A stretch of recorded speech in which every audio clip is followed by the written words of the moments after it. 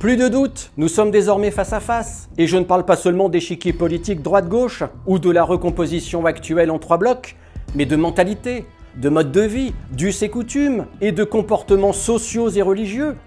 Nous voyons désormais de façon très claire un côté des Français administratifs dont l'objectif profond est de déstabiliser la République, de combattre les uniformes qui la représentent, les policiers, les pompiers, de rejeter de façon primale les règles de vie en commun qui doivent permettre à tous le vivre ensemble, le côte à côte, ceux-là même qui préféreront le refus d'obtempérer lors d'un contrôle de police au profit de la conduite dangereuse, sans permis, d'une forte cylindrée allemande.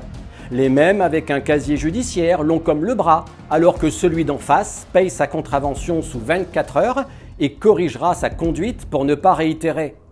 Des hommes et des femmes dont les codes culturels ne sont pas les mêmes que ceux du peuple historiquement occidental et issus d'un mode de vie où ils délèguent le droit à l'usage de la violence aux autorités.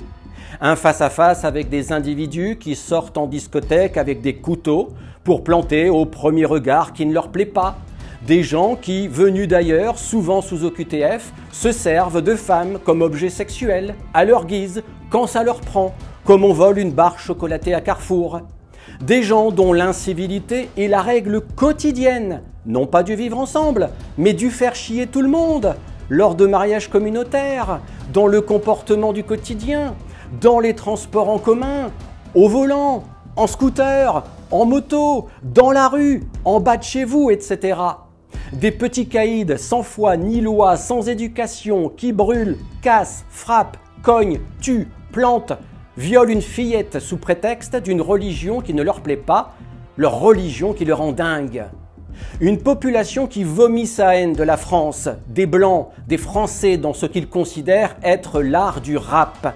Un ramassis de pseudo-artistes qui ne font que cracher sur le drapeau tricolore sous couvert de bien-pensance islamo-gauchiste depuis 40 ans, de justice droit-de-l'hommiste dépassée et assassine, de médias complaisants qui ne toléreraient pas l'ombre du début d'un air de rap qui critiquerait la sphère gauchiste du camp du bien. Pas de doute, plus de doute, deux peuples se font face à face et l'un d'eux a même des alliés dans le monde politique de gauche qui scie la branche sur laquelle il est lui-même assis. Le peuple historique de culture occidentale acceptera-t-il encore longtemps ce délitement de la paix qu'il a connu par le passé? Réveillez-vous, ça gronde.